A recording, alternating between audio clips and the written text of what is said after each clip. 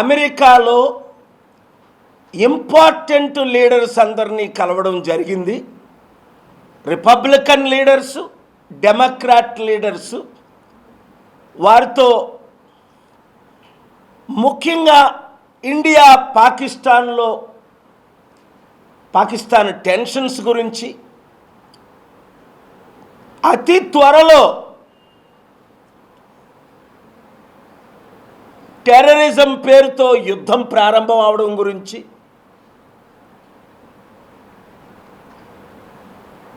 సుదీర్ఘ చర్చలు చేయడం జరిగింది. అలాగే ఎవరూ మాట్లాడని సబ్జెక్టు, కిలోమీటర్లు, వేల ఎకరాలు మన ఇండియా బోర్డర్ని చైనా ఆక్యుపై చేస్తుంది. ఎవరు మాట్లాడట్లేదు. ముఖ్యంగా గత 10 సంవత్సరాలుగా అది చాలా ఇంపార్టెంట్. ఎందుకంటే చైనాకున్న నేచరే తైవాన్ మాది, హాంకాంగ్ మాది. ఇప్పుడు రష్యా ఏ విధంగా యుక్రెయిన్ క్రిమియా 2014లో, ఇప్పుడు యుక్రెయిన్ 20% ఆక్యుపై చేసి ప్రెసిడెంట్ ట్రంప్ దాన్ని యుక్రెయిన్ని రష్యాకి ఇచ్చేయండి ఆ 20% అనడం, దాన్ని నేను తీవ్రంగా ఖండించడం. అలాగైతే చైనా ఆక్యుపై చేస్తున్న మా భారతదేశ బోర్డర్స్ను కూడా మేము చైనాకి ఇచ్చేయాలా? అలాగైతే చైనాకి హాంకాంగ్ని ఇచ్చేయాలా? అలాగైతే చైనాకి తైవాన్ని ఇచ్చేయాలా? అలాగైతే చైనాకి పాకిస్తాన్ ఇచ్చేయాలా? ఎందుకంటే ఇక్కడ పాకిస్తాన్, బంగ్లాదేశ్, నేపాల్, శ్రీలంక, మన చుట్టూ ఉన్న దేశంలో ఉన్న మన చుట్టూ ఉన్న దేశాలన్నిటికీ డబ్బు పేరుతో ఆఫ్రికాలో జింబాబ్వే లాంటి దేశాలు ఎలాగైతే చైనా కొనేసిందో, ఇవన్నీ డిస్కషన్. 2,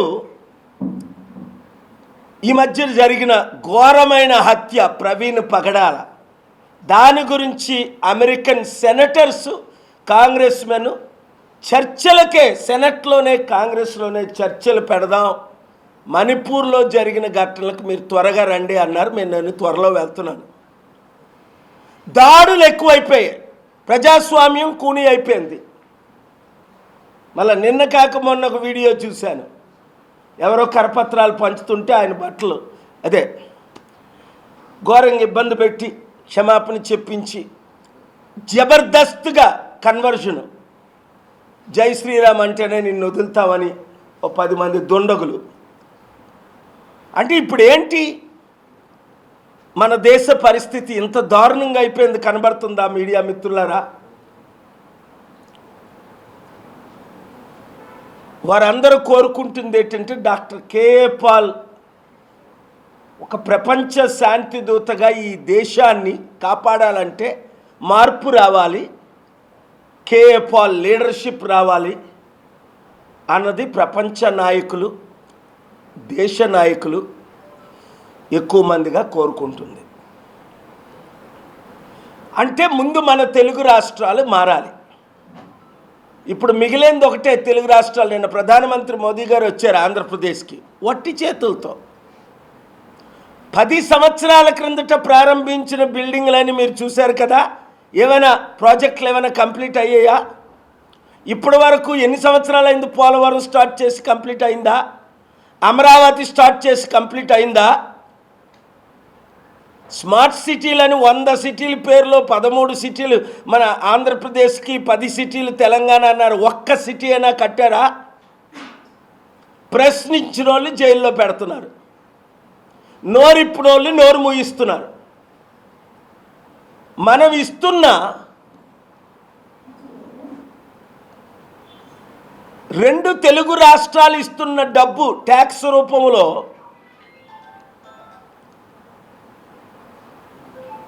లక్ష కోట్లు అయితే, వారు మనకి అన్ని విధాలా తిరిగిస్తుంది 40,000 కోట్లు మాత్రమే.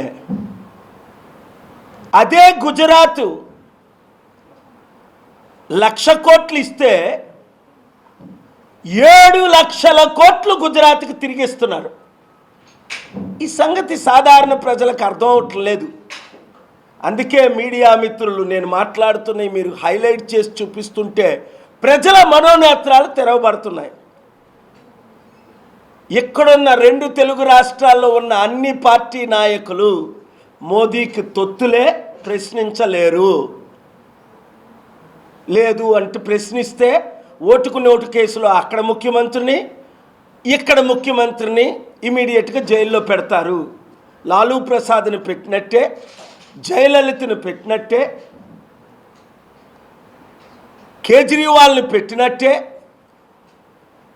మమతా బెనర్జీ అనేక మంది ఎమ్మెల్యేలు ఎంపీల్ని పెట్టినట్టే ప్రశ్నించిన ప్రతి నాయకుడిని జైల్లో పెడతారనే భయంతో అక్కడ చంద్రబాబు నాయుడు, ఇక్కడ రేవంత్ రెడ్డి, కేసీఆర్, కేటీఆర్ ప్రశ్నించడమే మానేశారు. హైకమాండ్ ఆర్డర్స్ మోదీ గవర్నమెంట్ నుంచి ఏదొస్తే అవే ఫుల్ఫిల్ చేస్తున్నారు. ఒక విషయం మాత్రం నేను పిలుపునిస్తున్నాను మన 2 తెలుగు రాష్ట్రాల తెలుగు ప్రజలకు. ఈ మోదీ తొత్తులను వచ్చే ఎలక్షన్లో మీరు చిత్తుగా ఓడించాలంటే, అభివృద్ధి చేయాలంటే మన దేశాన్ని మన రాష్ట్రాల ద్వారా, అప్పుడు ఎన్టీ రామారావు ద్వారా, పివి నరసింహరావు గారి ద్వారా 42 ఎంపీల్లో 35, 36, 38 ఒకసారి రాజశేఖర రెడ్డి టైంలో గెలిచినప్పుడు ఏ విధంగా, అలాగే 95 నుంచి 2004 వరకు చంద్రబాబు టైంలో ఏ విధంగా 35 నుంచి 38 ఎంపీలు గెలిచినప్పుడు దేశాన్నే మనం తెలుగు రాష్ట్రాలు శాసించాయో, ఆ పాలన లేకుండా చేయడానికే ఇప్పుడున్న రాజకీయ నాయకులందరినీ మోదీకి తొత్తులుగా చేసుకున్నారు. కాబట్టి ఒక్క ప్రజాశాంతి పార్టీని 7569441275కి గ్రూపులు పెట్టి ప్రతి ఒక్కరూ 100 మందిని 1000 మందిని చేర్పించి,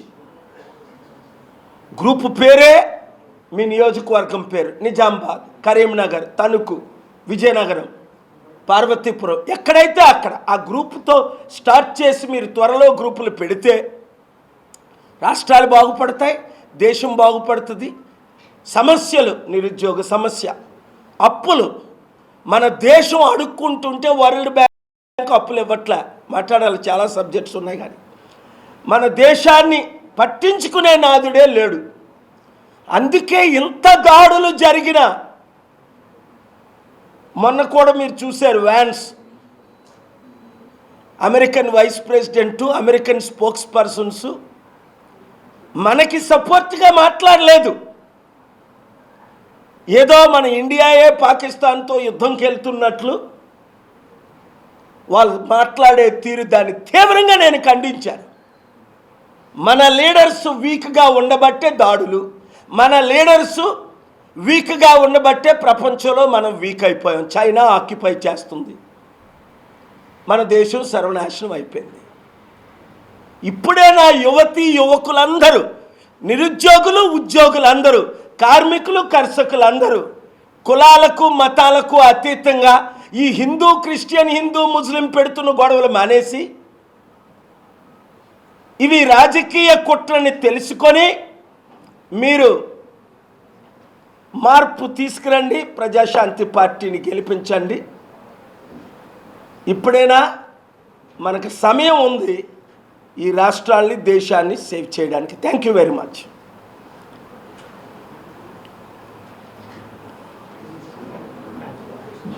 లంచ్ టైం కనుక థ్యాంక్ యూ, కొంచెం లేట్ అయింది.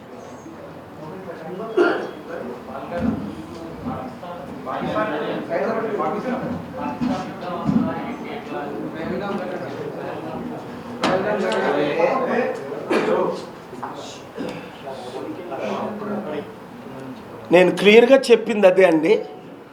ఈ పెహల్గామ్లో, జమ్మూ కాశ్మీర్లో జరిగిన టెర్రరిస్ట్ అటాకే నా మెయిన్ సబ్జెక్ట్. సడన్గా నేను వెళ్ళడానికి కారణం ఎందుకంటే కొన్ని విషయాలు నేను ఇప్పుడు మాట్లాడలేకపోతున్నాను. కానీ ఇంటెలిజెన్స్ రిపోర్టు అమెరికన్స్ దగ్గర ఉంది. ఎవరు చేయించారు ఈ దాడులు, ఎవరు చేశారు, దీన్ని దేని కొరకు ఎవరు ఎలౌ చేశారు అన్నది వాళ్ళ దగ్గర ఉంది ఇన్ఫర్మేషను. మీరు చూడండి, టర్కీలో ఒక సౌదీ వాషింగ్టన్ పోస్ట్ జర్నలిస్ట్ని కొన్ని సంవత్సరాల క్రిందట సౌదీ ఎంబసీలోనే ముక్కలు చేసేశారు, ప్యాక్ చేసి పంపించారు. అది చేయించింది ఎవరు? Saudi government. చేసింది ఎవరు? వాళ్ళ మనుషులే ప్రైవేట్ ప్లేన్లో వచ్చి. ఇంత ఇన్ఫర్మేషన్ ఇచ్చినా ట్రంప్ మాత్రం, ప్రపంచం అంతా దాన్ని ఖండించింది, కానీ ట్రంప్ మాత్రం ఆ సౌదీకే బిలియన్స్ ఆఫ్ డాలర్స్ తీసుకొని సౌదీని కాపాడాడు. అంటే వాడు ఎంత పెద్దోడైనప్పటికీ, నా మిత్రులు అయినప్పటికీ, రాజకీయ కుట్రలు ఏంటంటే డబ్బుతో ఎవరినైనా కొనియొచ్చు. చట్టాలనే ఈరోజు డబ్బుతో కొనేస్తున్నారు చాలామంది. అందరు జడ్జిలు అమ్ముడు పోకపోయినా కొంతమంది జడ్జిలు ఇష్టం వచ్చినట్టు బిహేవ్ చేసి కొన్ని లక్షల ఎకరాల భూముల్ని లక్షల కోట్ల మందికి మన దేశంలోనే అన్యాయం చేస్తున్నారు. ఆ ఇన్ఫర్మేషన్ అంతా ఫైల్స్ అయిపోయి కనుక ఇప్పుడు కొన్ని విషయాలు మరలా 2 వారాల తర్వాత నా మీటింగ్లన్నీ అయిపోయిన తర్వాత నేను వీలైతే అమెరికా నుంచే మాట్లాడతాను. ఇప్పుడు జరిగిన మీటింగ్లన్నీ చాలా సీక్రెట్గా జరిగా, అయినప్పటికీ చాలామందికి తెలిసింది ఇంటెలిజెన్స్ రిపోర్ట్స్ ఉన్నాయని. ఎందుకంటే నేను కలుస్తున్నది చిన్నోళ్ళని అయితే తెలియదు, అందరూ పెద్దవారు కనుక నార్మల్గా నేను ఫోటోలు తీసుకోను. కానీ వాళ్ళే 10లో 9 మంది సెల్ఫీలు తీసుకున్నారు నవ్వుకుంటూ, చాలా కాలం తర్వాత నేను వచ్చానని. అప్పుడు నేను అడిగారు, నాకు కూడా సెల్ఫీలు ఇవ్వండి, మాకు కూడా రుజువులు ఉంటాయి నేను కలిసానని. సడన్గా 3 పెద్ద మీడియా ఛానల్స్కి ఓనర్స్కి ఒక 10 రిలీజ్ చేశాను. రిలీజ్ చేయబోయేసరికి అందులో కొంతమందికి కాల్స్ వెళ్ళాయి. వెంటనే ఏం జరిగిందో మీకు తెలుసు. సో ఆ ఫోటోలు కొన్ని వెంటనే వాళ్ళకి చెప్పి నేను డిలీట్ చేసి, ఉన్నాను కదా అని కనీసం 2 వీడియోలైనా రిలీజ్ చేయాలని 2 వీడియోలు రిలీజ్ చేశాను, మీరు ప్లే చేసినట్టుంది. సో ఇండియా పాకిస్తాన్ యుద్ధం విషయంకి వస్తే టెర్రరిస్ట్ అటాక్లని నేను తీవ్రంగా జరిగిన రోజునే ఖండించాను. ముఖ్యంగా ఈ రాడికల్ ఎక్స్ట్రీమిస్ట్స్, నువ్వు హిందువా, బట్టలు ఇప్పించి కూడా వాళ్ళని చంపేశారు. అది తీవ్రంగా ఖండించాను. అమెరికాలో ఖండించాను, జరిగిన రోజుని ఖండించాను, తర్వాత 10 సార్లు ఖండించాను. కానీ ఈ టెర్రరిస్టులు అక్కడికి ఎలా చేరుకున్నారు? సెక్యూరిటీ ల్యాబ్స్ ఎందుకు కొలాప్స్ అయ్యాయి అంటే, ఎంత ప్రొటెక్టెడ్ ఏరియానే, మరి ఇంకా టూరిజం లేకుండా అయిపోయినట్టే కదా. అంత ప్రొటెక్టెడ్ ఏరియాకి ఈ టెర్రరిస్టులు ఎలా చేరారు? వీళ్ళు ఏం చేస్తున్నారు? జరగక ముందు ఏం చేస్తున్నారు? జరిగినప్పుడు ఏం చేశారు? జరిగిన తర్వాత ఏం చేస్తున్నారు? దీన్ని పొలిటికల్గా వాడుకోవడానికైనా, మరలా వచ్చే ఎలక్షన్ల ముందు మరలా ఈ జరుగుతాయా? ఈ పాకిస్తాను, ఈ చైనా, ఈ యుద్ధము, ఈ హిందూ, ఈ క్రిస్టియను, ఈ ముస్లిము అని గొడవలు పెడతారా? అంటే దేని కొరకేనా మన దేశాన్ని మనం పోగొట్టుకుంటామా? కాపాడుకోలేమా? ఒక్క అవకాశం కేఏ పాల్కి ఇస్తే, పాకిస్తాన్ అవ్వచ్చు, చైనా అవ్వచ్చు, అమెరికా అవ్వచ్చు, నా లీడర్షిప్ ఏంటో ప్రపంచంలో అందరికీ తెలిసి కనుక 40 సంవత్సరాలు చేసి చూపిస్తా. అదే విదేశీయులు కూడా కోరుకుంటుంది. ఏంటంటే స్వదేశీలో మన లీడర్స్ ఎంతమందో, విదేశీయులకు కూడా వారు కోరుకుంటుంది ఏంటంటే ప్రాపర్ లీడర్షిప్. మన దేశంలో లోపించడం, రాష్ట్రాల్లో దొంగలు గజ దొంగలు వెళ్తున్నారు, దేశంలో మతోన్మాదులు గజ దొంగలు వెళ్తున్నారు. మనకి ఎందుకు డెట్ ఇస్తారని, మాకు ఎందుకు అప్పులు ఇవ్వరని అడిగితే ఒక ఆయన అన్నాడు, అదానీ అంబానీలకి 15 లక్షల కోట్లు రుణమాఫీ చేసినప్పుడు మా దగ్గర అప్పు తీసుకెళ్ళి మీ అదానీ అంబానీలకి ఇవ్వడానికి అని అడిగాడు ఒక ఆయన, ఒక అమెరికన్. అర్థం చేసుకోండి, కరెక్ట్ క్వశ్చన్ అది. దేశానికేమో డబ్బులు అప్పులు కావాలి, లక్షల కోట్లు అప్పు చేస్తున్నాం, లక్షల కోట్లు, నెలకి 1,00,000 కోట్లు మోదీ గవర్నమెంట్ అప్పు చేస్తుంది. ఇది మాట్లాడిన వాళ్ళందరూ నోరు మూయిస్తున్నారు. అదానీ అంబానీలకు మాత్రం, అలాంటి వాళ్ళకి మాత్రం 15 లక్షల కోట్లు అప్పులు క్షమించి రుణమాఫీ చేశారు. రైతులకు 1,00,000 రూపాయలు రుణమాఫీ చేయరే, నిరుద్యోగులకు 1,00,000 రూపాయలు పాపం అప్పు తీసుకొని స్కూల్లో చదువుకున్న వాళ్ళకి రుణమాఫీ చేయరే, లక్షలు అప్పు చేసుకొని లక్షల మంది ఆత్మహత్యలు చేసుకున్న వాళ్ళకి బ్యాంకులు రుణమాఫీ చేయవే. మరి మీరు బ్యాంకులకు ఎలా రుణమాఫీ చేస్తున్నారు 1,00,000 కోట్లు? అడుగుతున్నారా ప్రశ్నలు? ఇవి రైట్ ప్రశ్నలా కాదా? ఇవి జరుగుతున్నాయా లేదా? దేవుడు ఒక మంచి అవకాశం ఇచ్చాడు మీ ఛానల్స్ అందరికీ. ఈ ప్రశ్నలు ఒక 1 మినిట్ ఎడిట్ చేసుకొని వేసుకుంటే లక్షల మంది చూస్తున్నారు. ఎందుకు? ప్రజలకు కావాల్సింది సత్యం. కొన్ని మెయిన్ ఛానల్స్ ఆ సత్యాన్ని చూపించవు. ప్రశ్నించిన వాళ్ళని సైలెన్స్ చేస్తున్నారు. ఈ టెర్రరిస్ట్ అటాక్లు ఎందుకు జరిగాయి, ఎప్పుడు జరిగాయి, ఎలా జరిగాయి, ఎందుకు జరిగాయి అన్న ప్రశ్నలు ఎవరైనా వేస్తున్నారా? సెక్యూరిటీ ల్యాబ్స్ ఎట్లా అయింది ఎవరైనా అడుగుతున్నారా? దేశం దిశ దశ ఏంటి, అసలు ఎక్కడికి వెళ్తున్నాం మనం? Where are we going? Do we have a vision? Do we have a plan? Do we have a strategy to save our country, our youth? అందుకే నెక్స్ట్ వీక్, ఫాలోయింగ్ వీక్స్ మరలా నేను హైకోర్టులో, సుప్రీంకోర్టులో కొన్ని వాదనలు వినిపిస్తున్నాను. న్యాయం జరగాలని జస్టిస్ అందరిని అడుగుతున్నా.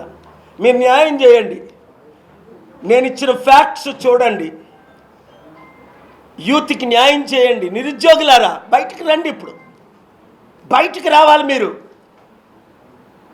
ఒరే ఆడు హిందూ, ఈడు ముస్లిం, ఈడు క్రిస్టియన్ అన్నది ఈ దొంగలు, ఈ దొంగ నాయకులు పెడుతున్న ఫైట్. మనకి మతాల మధ్య చిచ్చొద్దు, కులాల మధ్య చిచ్చొద్దు. ఎందుకంటే ఆ 1-2 మతాలే, ఆ 1-2 కులాలే మనల్ని ఇంకొక 78 సంవత్సరాలు ఏళ్ళడం కొరకు వీళ్ళ ప్లాన్ అది. మీ నాయకులను మీరు నమ్మకండి, ముఖ్యంగా మందకృష్ణ మాదిగ లాంటి నాయకులను నమ్మకండి.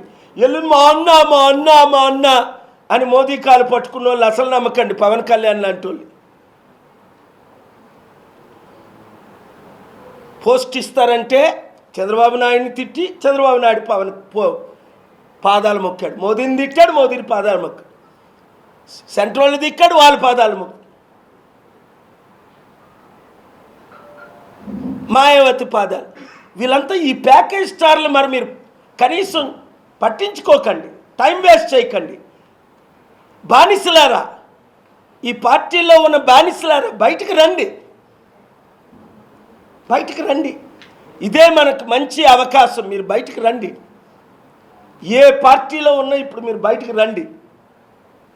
దేశాన్ని కాపాడే సమయం ఆసన్నమైంది. అంబేద్కర్ ఆశయాలు నెరవేర్చే సమయం ఆసన్నమైంది. దేశాన్ని చైనా, అమెరికాతో ఈక్వల్ లేదా బెటర్ చేయాలి అంటేనే మార్పు రావాలి. ఇప్పుడున్న ఏ పొలిటికల్ పార్టీ ఫెయిల్ అని, కాంగ్రెస్ 54 సంవత్సరాలు, బీజేపీ 15 సంవత్సరాలు, అప్పుడు వాజ్పేయి టైంలో, ఇప్పుడు 10 సంవత్సరాలు ఫెయిల్ అయిందని కళ్ళకు కనబడుతుంది. ఇంకా రాష్ట్రంలో ఉన్న రాజకీయ నాయకులు తొత్తులు, వీళ్ళంతా తొత్తులు, మోదీకి తొత్తులని క్లియర్గా మీకు కనపడింది. ఇంకా ఆలోచించకండి, ప్రతి ఒక్కరూ ఒక వీరుడి శూరుడిలాగే మీరు బయటికి రండి. Thank you very much.